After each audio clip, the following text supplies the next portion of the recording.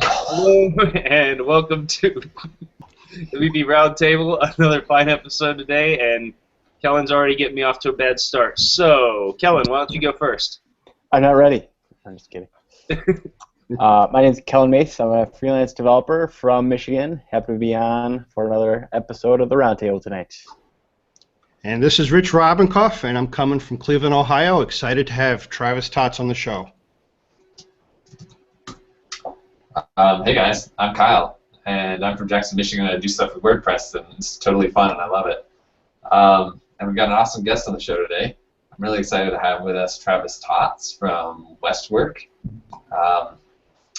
Travis, do you mind giving us a little bit of an introduction? Tell everybody who you are and what you do. Yeah, definitely. Yeah, I'll kind of do the normal standard spiel. But I have a 9-year veteran of using WordPress, an owner at Westwerk.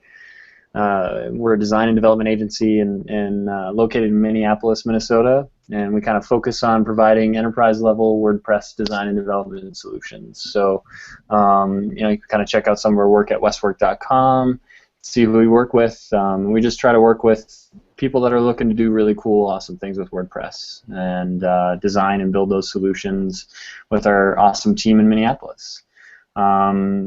And then I'm also the new director of Press 75, and where I run our new product arm of Westwerk, where we provide WordPress themes and plugins. A little bit unique. I'm currently traveling the country in an Airstream with my wife and my dog, Porter, who wanted to come by on the show today, say hello. And just kind of hanging out and speaking at WordCamps, seeing beautiful places. My wife and I blog at the ecotravelers.com. We kind of blog about travel and what we're doing and where we're going. And if anybody's interested in that type of thing, you can just check it out at the ecotravelers.com. And that's a little bit about me. Sweet. Thanks, Travis, for sharing all that. And thanks for introducing us to Porter. That's Yeah, he's pretty great. Yeah, we're glad to have him on the show. So we'll save some questions for him. Definitely. So we're going to start off, before we dive into questions all about you and what you do, we're going to start off with our quick picks of the week. That's how we start every show, with something topical, something new and interesting that we have all found and would like to share with everyone. So for this week, my quick pick of the week is WordCamp Dayton. I encourage everybody to go check it out. It's going to be awesome. And just today or yesterday, they confirmed John James Jacoby will be the keynote speaker for the event. So that's pretty exciting. And a couple of us here on this panel will be making speaking appearances there. It's going to be a really great event. Last year, it was one of my favorite WordCamps that I attended.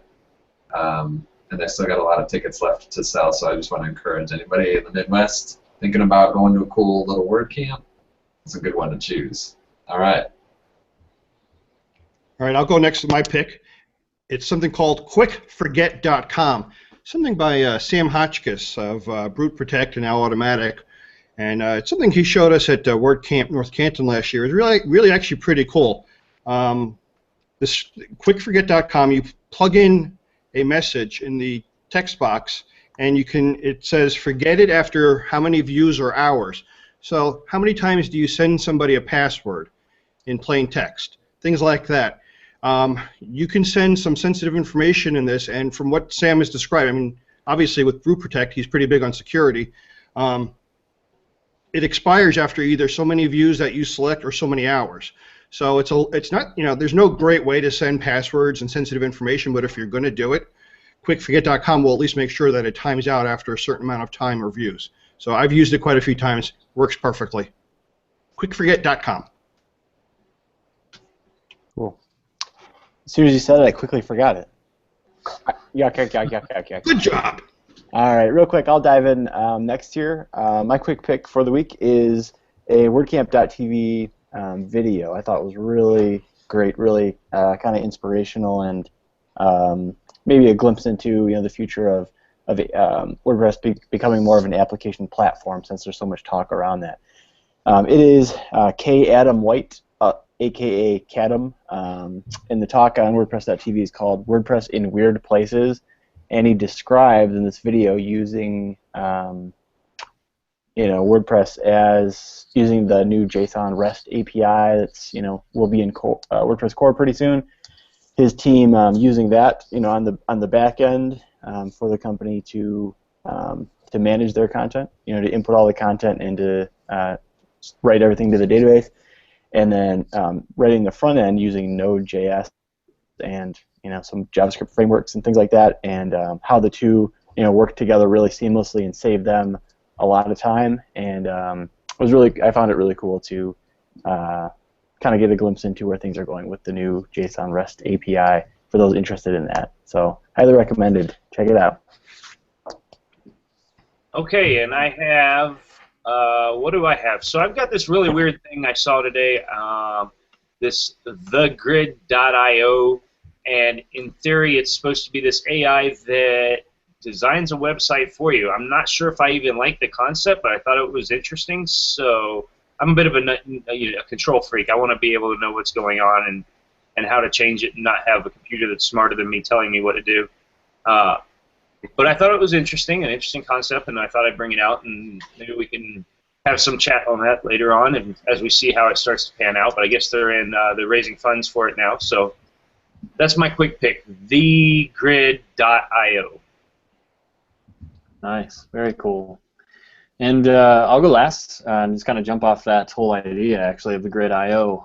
At Press 75, we actually just recently released the long-form story builder, which is our new plugin that allows you to create long-format stories right inside WordPress using a visual editor that's built on top of the WordPress customizer. So not the same effect of the Grid.io, but a cool page builder that's built on WordPress customizer. So kind of a neat technology there, and we leveraged WordPress to do it. So I selfishly had to pick it, even though it's Press 75, but hopefully you guys check it out. Oh, that's awesome. We love it when you share things like that, especially things that are new, people might not know about. This is a great opportunity to share, encourage people to check it out. And so that we will have a link to that on the event page and in the show notes for this episode and for all of these quick picks. And encourage people to go check that out. It looks really, really cool. Yeah, thanks. Yeah, thanks for sharing that, Travis. So let's dive into some questions because we want to know a little bit more about you, Travis. I don't think any of us on this panel have yet had the opportunity to meet you in person quite yet. Maybe this will be the year that we change that. I'm hoping so. So we've got a lot that we're very curious about and a whole lot of questions to go through. So I'm going to just start hitting you with them real quick, and we want to start at the beginning. Let's go way back to what before your career, and tell us a little bit about what you wanted to be when you grew up and how your early career got started. Yeah, definitely. I think first as a child, I think I wanted to be an astronaut, but what kid kind of didn't want that? I was obsessed with the sky and the stars and the cosmos. I mean, it was so cool to me, right? And I still really am kind of obsessed with that stuff, kind of nerdy about science. But then I kind of just realized I wasn't so good with math. So I needed to pick a different career path, right? So about at the age of 6, I realized, well, I probably won't be a scientist. But I really liked art. My mom was kind of an aspiring artist and an art student, and it just kind of inspired me as a kid. And so I went through school just taking a lot of art classes and realizing that kind of digital art was on the rise at the time that I was in school, and just really got inspired with Photoshop. And I think I remember using Photoshop 5 and learning a lot of the basic tools, and just continued to kind of be inspired by digital art and where it could go and where it could take me as far as a career path would go. So then it's graphic design from there, and after school, I just went into college and went through a graphic design program and realized that that's really where I wanted to see myself and what I wanted to do. So I continued to go through higher education and do graphic design, and now I'm an entrepreneur and doing not quite as much design, but I still love that stuff. So. Okay, awesome. So I was watching some of your videos on WordPress TV and your presentation at WordCamp Chicago last year about interaction design, and talked a little bit about your background in design and interest in it. I thought it was pretty cool stuff. So I encourage anybody to check that out. I'll probably drop a link to it. And so, what was your transition into your current role? You got into design a while ago. I think in the video you said about 10 years ago or so, or 12 years ago, something like that. So you started doing design work professionally, and then at what point did you move into this entrepreneurial role, starting your own business?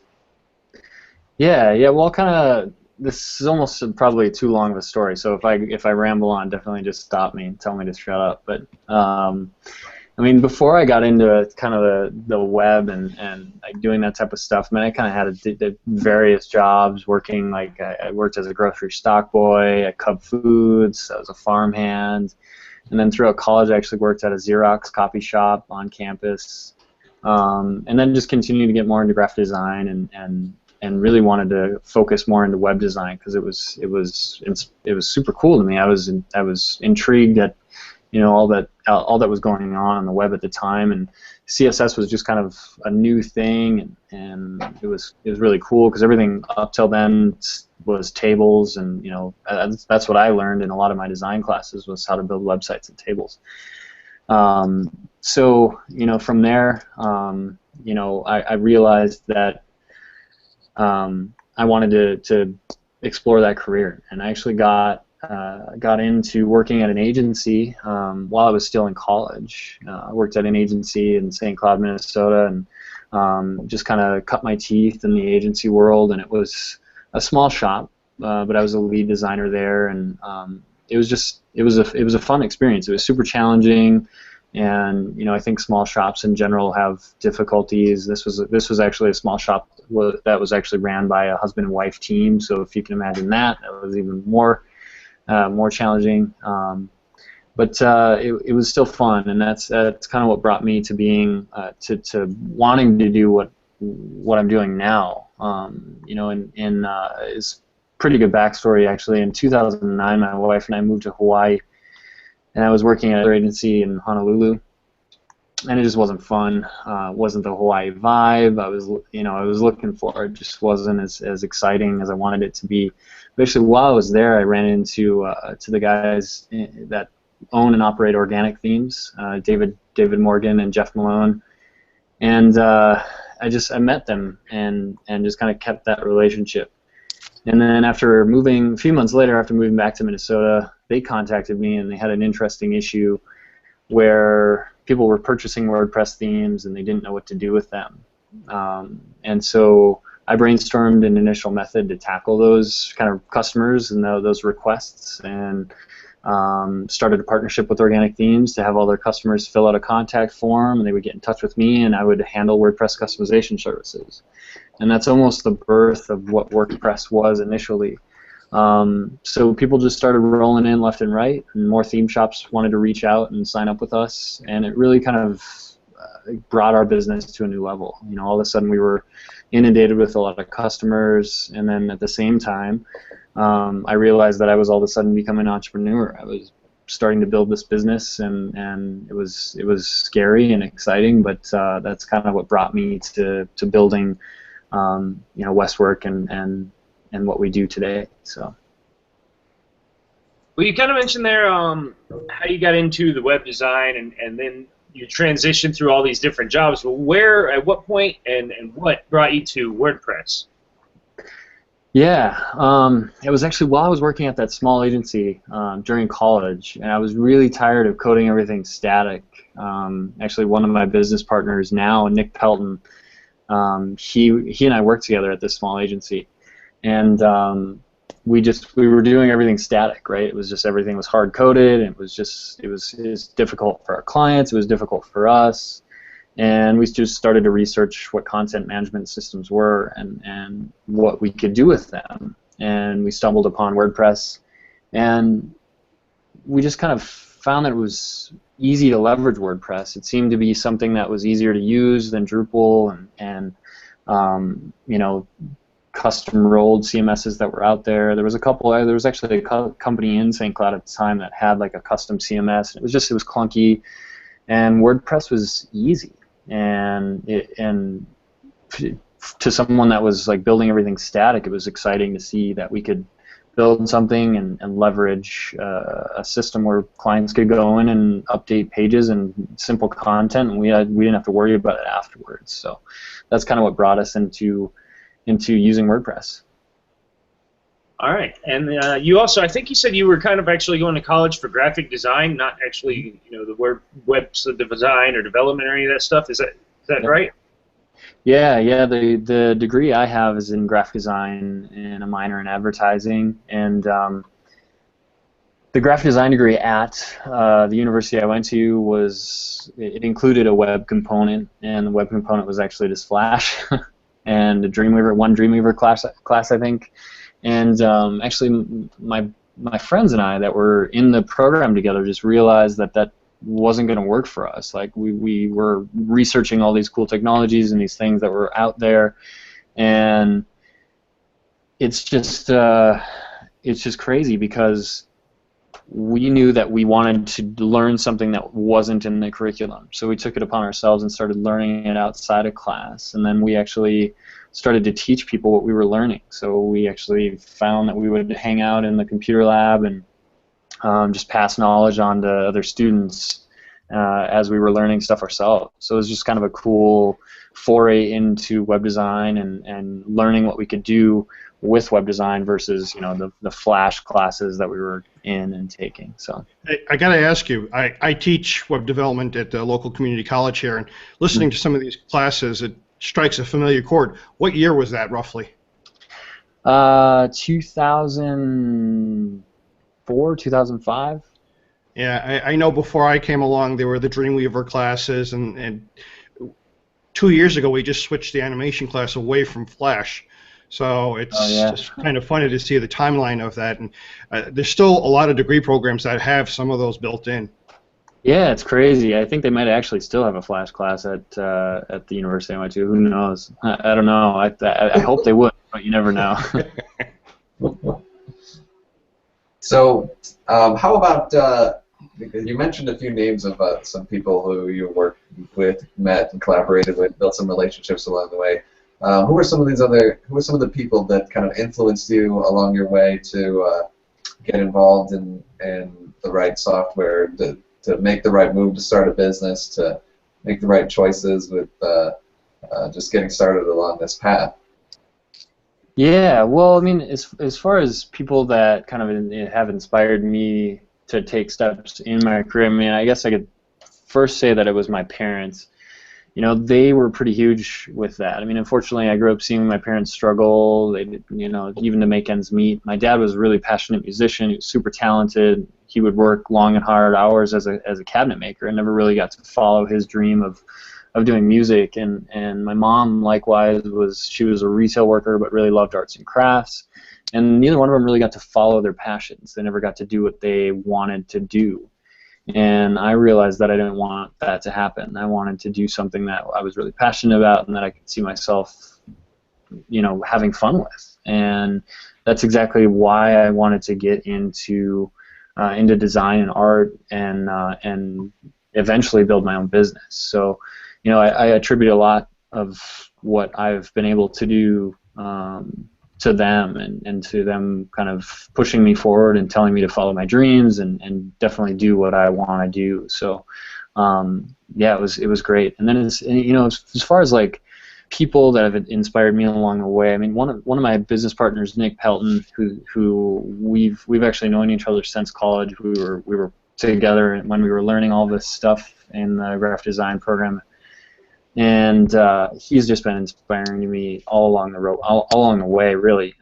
Just a super smart guy, and always knows kind of how to attack problems and how to problem solve, and without getting emotions in the way, which definitely can be difficult in the service industry. You know, we deal with a lot of difficult people, and and he's just stellar at it, and it inspired me to try to be better at it myself. So it's been really fun to kind of see that growth pattern from knowing each other when we were stupid college students to being to being all grown up. Yeah, to being grown-ups now and running a business. And so you and Nick started Westwerk together? We actually came on. Westwerk has actually been around for about 10 years. We were brought on as partners, as equal partners, about 4 years ago now. And this was after we had built the kind of customization solution, and we were freelancing with Dan West, one of my other business partners, and we just started a freelance relationship, and he realized that he kind of wanted to see how we could go places together and go further together and build a better business and bigger business together. So what is your role at Westwerk? What's the division of labor? Who does what? Yeah, it's my role is pretty widespread now. I mean, it's it's crazy, right? As one of the owners, you kind of do a lot of stuff, but in the past, I focused a lot on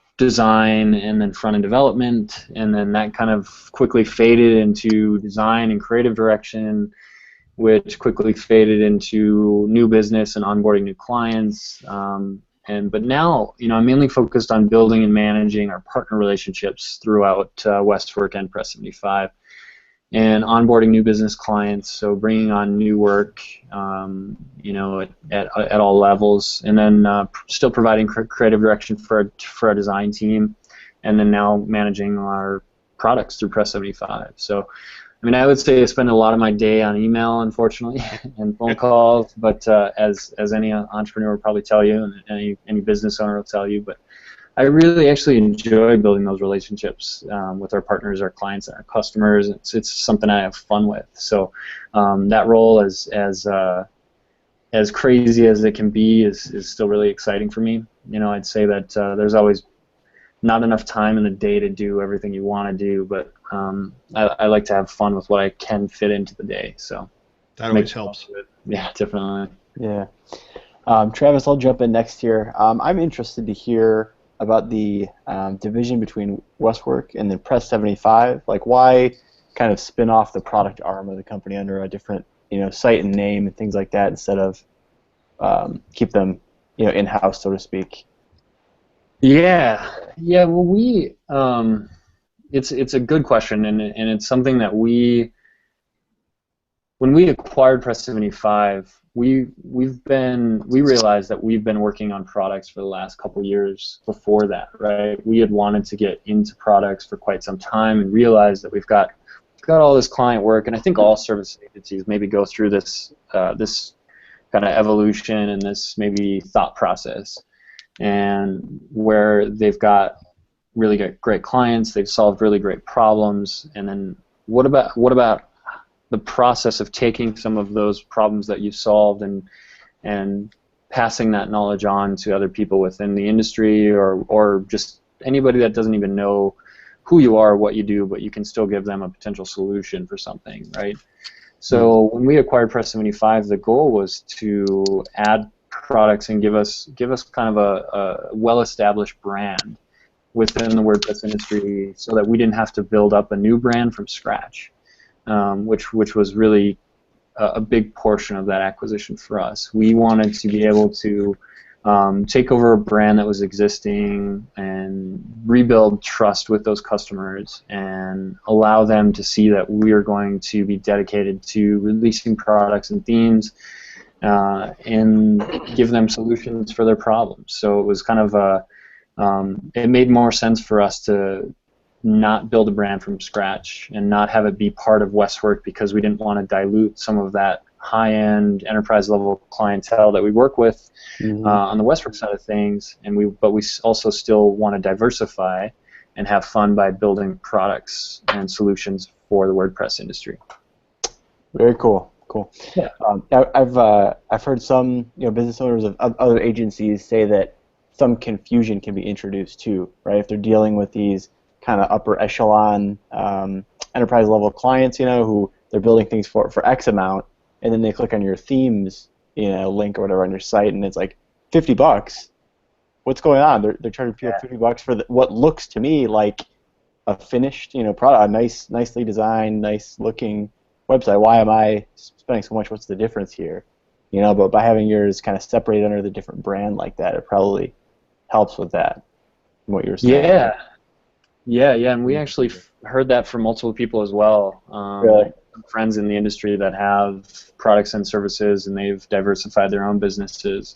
It's really tough to have a high-end service agency and be selling a $50 or $60 product on the same website. People get confused. I think you've seen that recently with Modern Tribe. They've removed the events calendar from the website. Now the events calendar has its own website, so it's a little bit less prominent within the Modern Tribe brand. It still says by Modern Tribe and everything like that, but it's more of its own thing than it used to be. Gotcha. Cool. So on that note, I was just kind of browsing through the Press 75 site, and the 3 plugin offerings that you have there all have $0 price tags. Right. So my question is, what's the goal or what's the end game? Are you trying to build the email list at this point, and are there plans for paid plugins in the works? Yeah, that's a great question, Kellen. So those plugins, the Instagram plugin and the Simple Redirect plugin, were built actually before Press 75. So those were just kind of initiatives that we had built for either clients or for fun. One of our genius developers had devised the Simple Instagram plugin actually on his own, and we wanted to add them to Press 75 as additional offering to get to give another solution to people that were looking for something to solve those problems. And as far as the free price tag on those, they're just they're WordPress.org repo plugins, and they solve simple problems, and they were kind of fun things that we were able to do either in free time or didn't feel necessary to actually be able to charge for them. But you will see the long form Story Builder plugin is also free, which was a labor of love. You can read on the Press 75 blog about kind of our process with that plugin, which has been pretty exciting and pretty interesting. But we've spent just about a year building that plugin, so it pains me in some ways to be able to just put a $0 price tag on it, right? But it also in other ways, it's really cool to see people downloading it and using it, which is something that we wanted to do. It's a beta version of what we've been building for the past year, and we want to know that people are interested in it. There's other page builder solutions out there. I mean, you'll even see the one from Obox that's called Layers that was just recently released, and it's a beautiful plugin, and it's actually very similar to what we built with the long form Story Builder. So I think people are interested in page builders and on top of WordPress, and the long-form Story Builder is really a long-form page builder. That's kind of what it's definitely specific for that niche. But you will see, hopefully within the next couple months, we want to release an upgrade package to that, so almost a freemium model. Cool. But just a single upgrade fee, and you'll have access to all the panels that'll just have advanced features in them. So, a video panel, maybe additional gallery panels and stuff like that, so people can build really cool, engaging long-form stories in WordPress. So, very cool.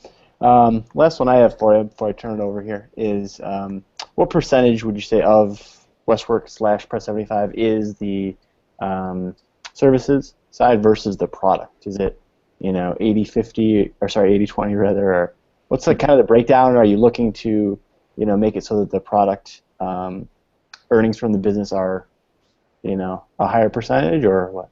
Yeah, well, earnings-wise, is that your question? Right. Earnings-wise percentage? Yeah, earning-wise percentage, and if and how you want it to change, it also. Yeah, I would say now, I mean, this is totally rough numbers off the top of my head, but I would say as far as earnings, Westwerk makes up probably 95% of that. Okay. So, yeah, Press 75 makes up a small amount at this point.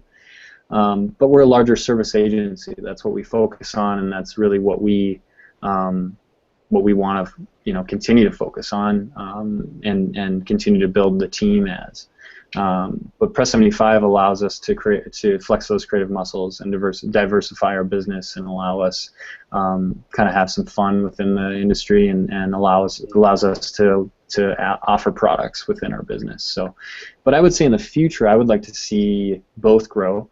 I would certainly like to see Press 75 explode. So everybody that's listening to this tonight, hopefully you'll go and check Press 75 out and get a theme or pick up something. But yeah, we awesome, I think. Oh yeah, thanks, man. Yeah, we're going through the library now and getting all those bad boys updated and releasing some kind of new cool themes out there. So hopefully hopefully you guys will like them. But yeah, I mean, I think that we want to see both sides grow. We love services and we love working with clients. We get to work on really cool projects and we get to work on cool solutions and fun things. But on the product side of things, we also want to be able to share what we're building and hopefully it'll help others build things and hopefully we'll be able to see both grow within the next few years. So yeah, I hope so. Cool. Speaking of growth, how would you say the business has grown, changed, or just evolved since you began Westwerk to where it is today? Yeah, Westwerk has grown. I don't even know the exact percentage, but probably 300% in the last 4 years. We started in a small space. Well, obviously, after we had created a new partnership about 4 years ago, we started in a small space in Northeast Minneapolis. And it was about 1,000 square feet, and we were 5 people at the time, and that was basically my business partners and a designer. And then we slowly started to add people to the team, and then we outgrew our space and got a new space in the same building, a 4,500 square foot space, and continued to grow the team as we needed to because we saw a lot of opportunity for growth with the clientele that we were seeing come through the door, and we wanted to continue to build an awesome team because of that. And does that kind of answer the question? Yeah. Yeah. Cool. Can you tell us how many people you've got and what the layout of the team is like now? I was like, yeah, we've got 22 people, I believe. Yeah, 22 people, and the breakdown of the team is a little bit interesting depending on where people see themselves. But we have roughly 3 new business people or strategy people. So people that focus on building new business and bringing on new business. We have 1 agency director. We have 3 project managers. We have 4 designers, and then we have 1, 2, 3, 4, 5, 6, 7 developers. We have a quality assurance lead and a traffic manager. That's kind of the rough breakdown of the team, and as it is today. And I would say ideally we would like to see ourselves slowly grow the team over the next year as well, and bring on talent as we see fit, and kind of continue that growth plan, because we know that bringing in experts it only helps us continue to build awesome solutions for our clients. Nice. So here's a question for you. How about I don't know how much. It doesn't sound like when you talk about your responsibilities that you're heavily involved in things like development too much anymore.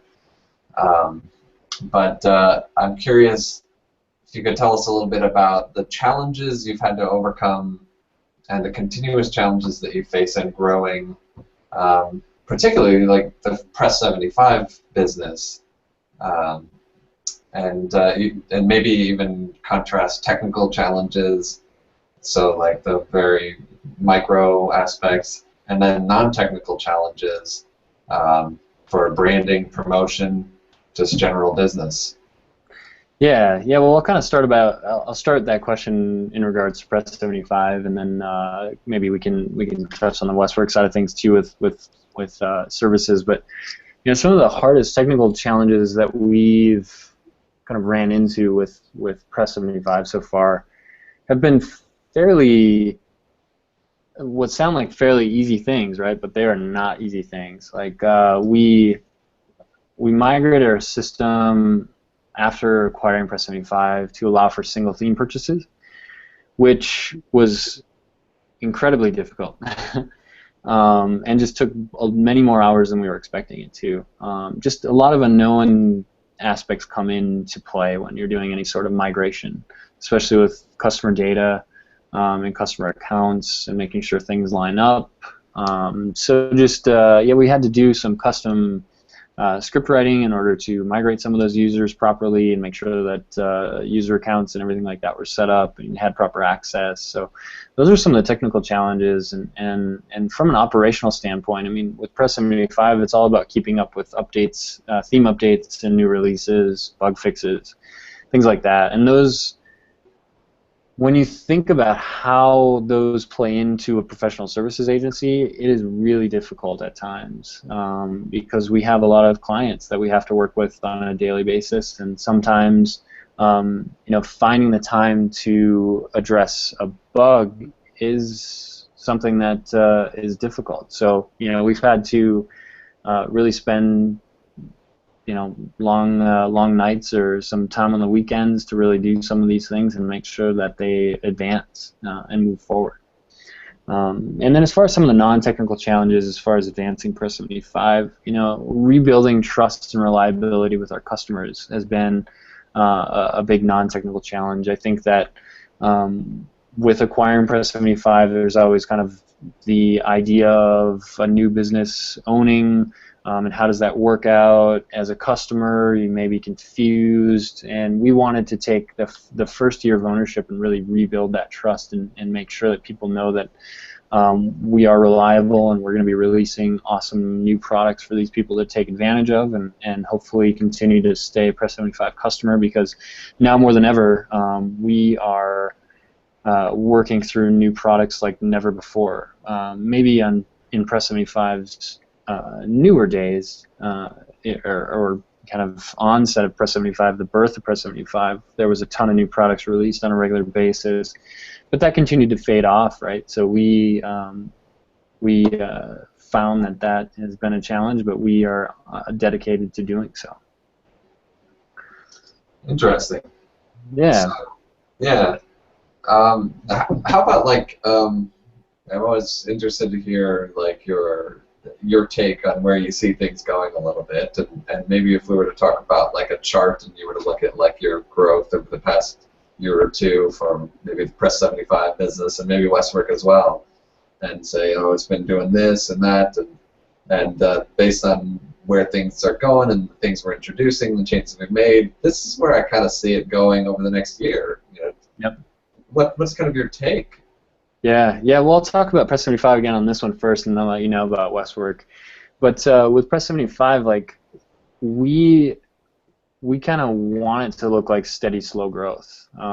As a service agency, Press 75 is our diversification into the WordPress product space. So, and it allows us to create really neat new ideas, flex our creative muscles, and share cool products with people in the industry. We want to maintain that growth pattern so that it's comfortable for us and for our customers, so that we don't all of a sudden, explode, and all of a sudden we need, 10 new developers because we've got, hundreds of thousands of new customers or something like that. I mean, we wouldn't scoff at that if it did happen, right? But, since we acquired Press 75, before we acquired, I can tell you that the income growth and path were headed straight down, right?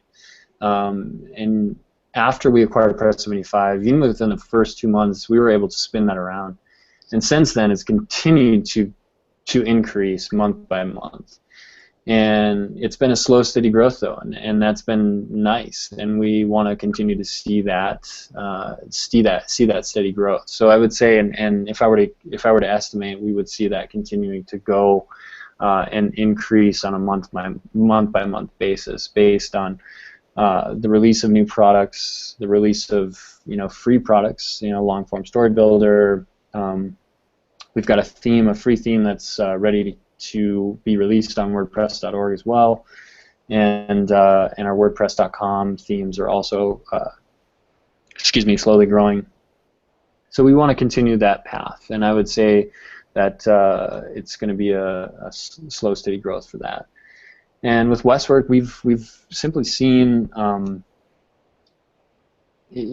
don't want it to over-exaggerate, but almost an explosion of growth since in the past 4 years, right?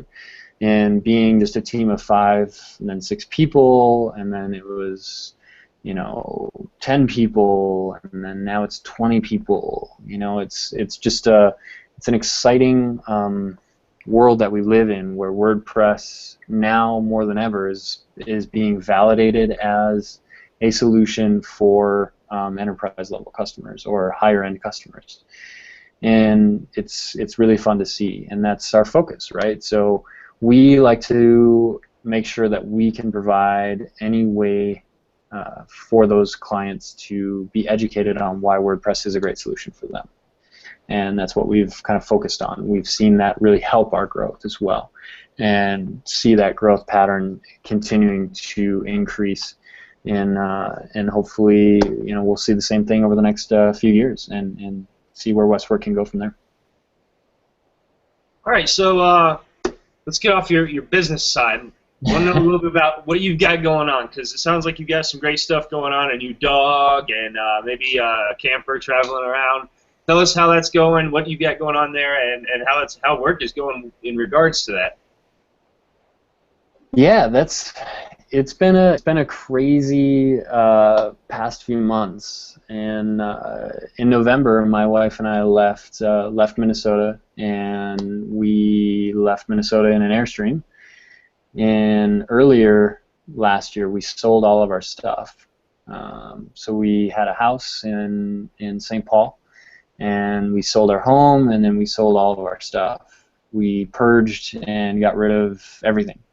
And literally everything we own actually is in a 20-foot Airstream. So aside from a few boxes that we have stored at family members' homes, that's everything we have. And it's been extremely liberating, exciting, and freeing to do so, to kind of simplify life and travel. And it's certainly been a challenge.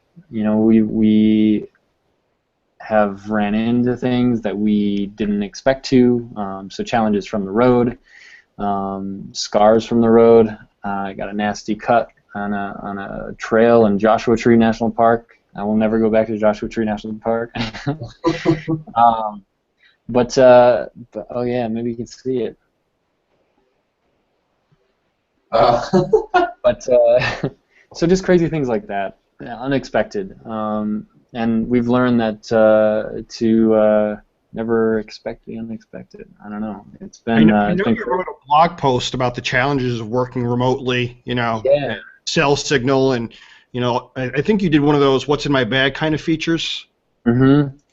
Yeah, that's one of the other big challenges, and especially for me, as someone who has worked in an office basically my entire professional career, right? I've never worked remote, really, and it's been an extremely big challenge. We're not a remote-based team. Everybody's on-site in Northeast Minneapolis, and we've kind of had to learn how to run a business with one of the owners on the road, which we found can certainly be done. It just takes a little bit different communication methods and vehicles, and but it certainly has been a challenge. But it's fun. So we full time in an Airstream, and we work full time out of the Airstream, and then we have fun on the nights and the weekends, and we go hiking and camping and traveling, and now, as you may see, in a hotel room in Denver, Colorado, on our way to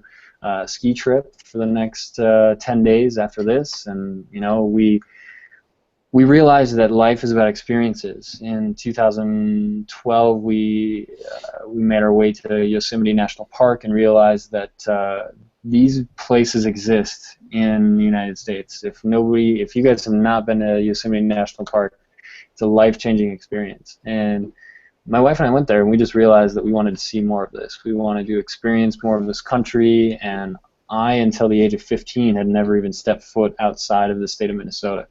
So for me, it was just kind of a journey that I felt like I really needed to do. And since then, it's just been fun and exciting, and the challenges from the road continue. But running a business from the road is also a challenge. But I think we're doing really cool things, and no matter where I am, I think those things can certainly happen. Hey, Travis, do you plan to go to Rocky Mountain National Park while you're out there? Maybe, yeah. We're not quite sure exactly if that's on the list yet, but it is on the list of places to go to. I'm just not sure if it'll happen on this trip or not. It'll make the cut. Yeah, Cool. We've only got some time, right? Yeah, my wife and I lived out in Colorado for just about a year before we moved, but that was one of the coolest spots. I would recommend it. Oh, cool. Yeah. Yeah. Especially all the red rocks and red soil, the rock formations and stuff like that are really cool. And the wildlife is present and in your face too. While we were there, it was like there's a moose. There's like a female and a male moose like running back and forth, like almost charging people, and like no fence between us and them. I was like, this is crazy. Nice. This is the Wild West, quite literally. That's awesome. So anyway. So I've just got one final question on that. How do you handle the internet? Yeah, that's a great question. Well, soon enough, you'll be able to watch my WordCamp Maui presentation, and we'll actually talk about working off-grid and remote. So hopefully that'll be on WordPress.tv within the next few weeks. But that was a big challenge at first. We really needed to spend some good time figuring out exactly how we could do internet on the road. And so actually my wife and I got cell phone plan divorced, if you will.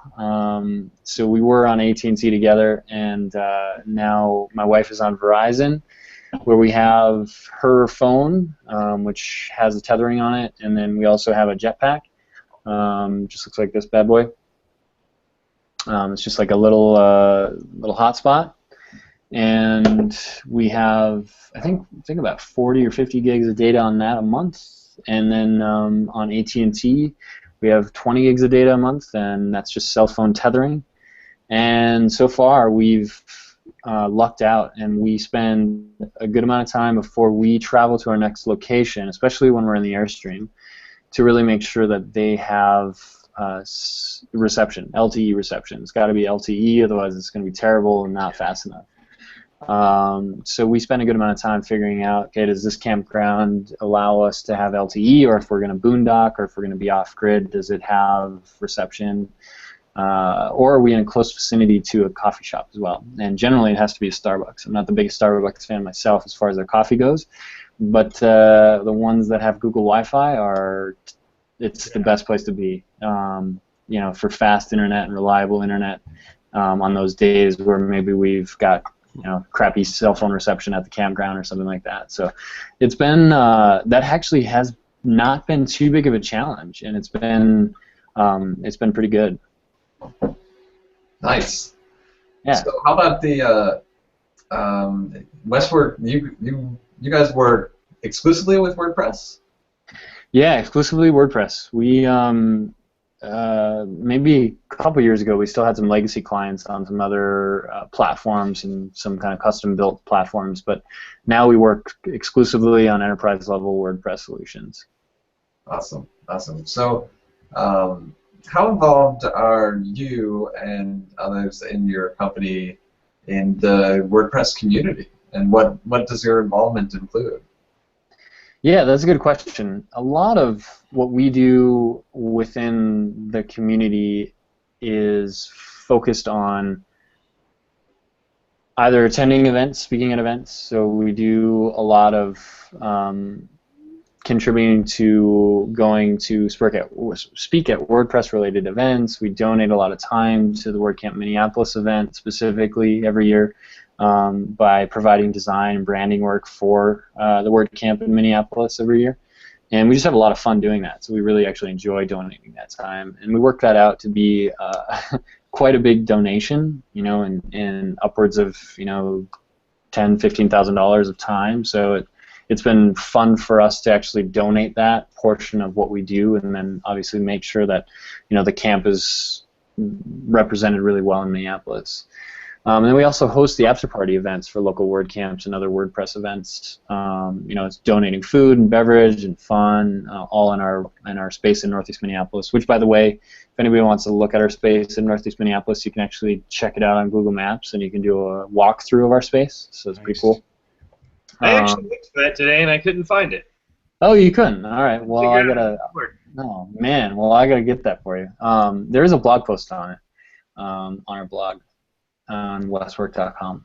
But your video on your website itself was pretty detailed and seemed like it covered the space pretty well. Yeah. That video actually does a good job of walking through the space as well.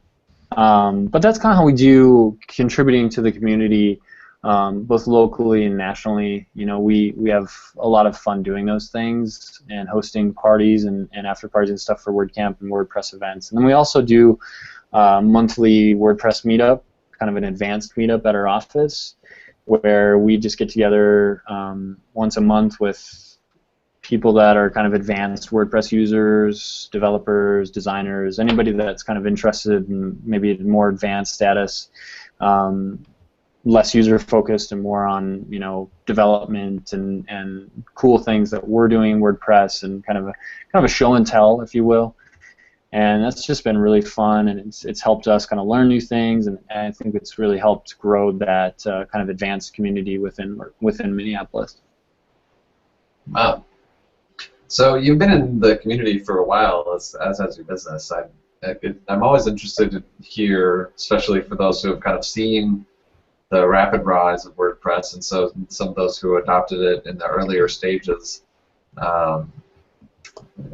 What comments would you make on the changes in the community over time, and how the dynamics have changed for businesses and service providers in this space, and for consumers, and just in the time that you've been involved in the community?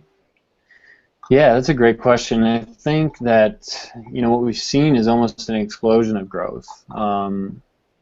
When I started using WordPress, I think it was like version 1.8 or something like that. It was pretty early on, and it looked hideous. But now we see a community-driven open source platform that is viable enough for large businesses to use. And I think more and more people are realizing that. So more and more people are getting on board with bringing on their clients to WordPress, whether it's mid-level, high-end, enterprise level. It really helps with having a great community focused around advancing that platform, having a lot of core contributors, making it easy for people to contribute. And even if they're not a developer, they can still contribute to core, and contribute to the future of WordPress by doing really cool things.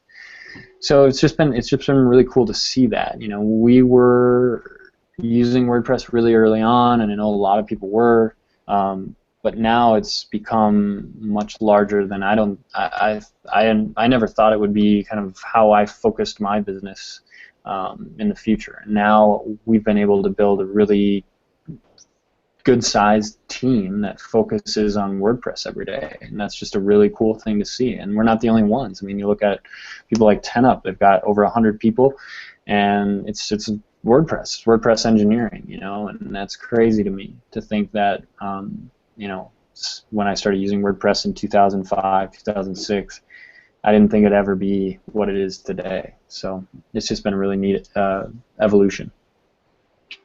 Wow. Yeah, it's so cool to just reflect on how things have changed and how rapidly they changed, and I think there probably weren't too many people who saw it unfolding like this, or would have seen us in the position that we're in 2015 with the market share that WordPress has, and the number of businesses that there are, and the things that people are doing with it, and just the whole landscape is, I think, surprised a lot of people. Definitely. So we're down to the last few minutes here, Travis. I'm going to move into kind of like some of our wrap-up questions, I think, and cover the last few bases. Yeah, that sounds great. All right. So what are some of the things that you like to do for fun, Travis? Oh, for fun. Man, currently traveling. Traveling's a blast. Challenging, but a blast. I also really enjoy reading, especially like nonfiction, science-related stuff, kind of that nerdy stuff. I really enjoy talking to people about like tiny living and living more environmentally friendly. My wife and I are really passionate about the environment, sustainability, and then just a kind of adventure, if you will, hiking, biking, skiing, kayaking, anything like that it just gives you that sense of being alive. It's life is about experiences, right? So get out there and experience it. Wow. That's inspiring. I'm really motivated now. Good, yeah. You should come skiing with us. That's such a good idea. Supposed to make it to Columbia first. I want to do that too. So, what events do you plan on being present at? You were just at Prestige Conference over the weekend. We didn't even get to talk about that, unfortunately. Yeah. We need more time at the WordPress roundtable, right? I know, we do. Somehow that's always the case. But looking forward to the rest of this year, what other events do you plan on being present at? In small, large, anywhere? Where can people bump into you in person? Yeah, well, from here, I'm not sure exactly if timing is going to work out, but we are looking at a couple other WordCamps, potentially WordCamp San Diego. Potentially WordCamp Seattle. And then we will be back in Minnesota for WordCamp Minneapolis at the end of April, for sure. Potentially WordCamp Chicago. And if not me, potentially one of my business partners or maybe one of our developers will be there as well. And then we're looking at a couple other events as well. We'll be for sure at Prestige Conf Minneapolis in August. Prestige Conference is potentially moving back and forth between Minneapolis and Vegas. So in August, it'll actually be the next Prestige Conf will be in Minneapolis, and a green drinks. Let's see, it is a green drinks event in Minneapolis, and that will be in October. I'll stay tuned for that. I'll definitely be tweeting about it. But it's actually an event that's it's not WordPress related, so it's not on the top of my radar. My wife is coordinating with a local person in Minneapolis, but it'll kind of be about about us downsizing, living more simple, and then traveling for the past year. So if people like that type of stuff, that'll be a cool event to run into me at. Wow, that's pretty cool, actually. Because my next question was, what are some events that you would recommend, especially events that we might not know about or might not have heard of or might surprise us, WordPress or otherwise? Yeah, well, I mean, WordCamps are obviously great, right? But some of our favorite non-WordCamp related events, Prestige Conference, Pressnomics, those are great events that are a little bit more focused on the business of WordPress, which is really great for people that are entrepreneurs or building a business on WordPress. There's also kind of nerdy design stuff that I've enjoyed in the past. An Event Apart is a really great design, kind of front-end focused event, high-end speakers and awesome topics. And then I also really enjoy attending kind of local AIGA events. As a designer and someone that's really passionate about design, AIGA in Minneapolis is pretty active. So I like assisting and mentoring emerging designers and providing informational interviews, attending portfolio review conferences and stuff like that. So those are some other things that I enjoy doing and might see me at. So that's awesome. So who else would you recommend that we invite to have on the show? Oh man, that's a good question. Have you guys had Reed Pfeiffer from Modern Tribe on? He's on my list, but we haven't invited him yet. Yeah, definitely. Invite Reed. Reed is actually one of my mentors, and he's such a cool guy. Really inspiring to talk to, and just an all-around gentleman, if you will. And then, I don't know, Jeff Malone. Jeff Malone from Organic Themes, one of my good friends, great entrepreneur mind, and one of the driving factors of how successful Organic Themes is. So another guy that's great to talk to about WordPress products and how they've built a really successful business. Those are some good suggestions. Thank you. Yeah. All right. So we're down here at the end, Travis. I want to know, is there anything that we didn't talk about that is worth mentioning, or anything that's very topical you'd like to share at this time? No, I don't think so. I selfishly plugged my long-form story builder plugin. But yeah, I mean, I think that, you know, as WordPress users and as WordPress people and in the industry, I think you know, I always like to stay inspired, and if people like being inspired and like talking about those type of things, hit me up on the Twitter, hit me up on email or anything. I mean, I love talking about those things and kind of looking at what's next for both WordPress and business and stuff like that. You know, Westwerk is a growing business, and we have a lot of really great things going on. Press 75 is an awesome addition to our service-based agency, and we're now allowed the flexibility to release some really cool stuff with the WordPress industry in mind. So stay tuned for more of that stuff. And as far as hitting me up and getting in touch with me, I love chatting about those type of nerdy things. So I'm always open. That's so cool. Well, we really, really appreciate you taking the time out of your busy schedule to come join us, and it's nice getting to know you a little better. And I hope that we will be able to sit down sometime this year and converse a little bit more. So thanks a lot, Travis, for joining us. Yeah, thanks, guys. It's been a pleasure. And thanks, Travis. Yeah, Thanks a lot. Been a pleasure. I appreciate you having me on. And until next time. Yeah. Yeah, thanks for being on. Cheers, guys.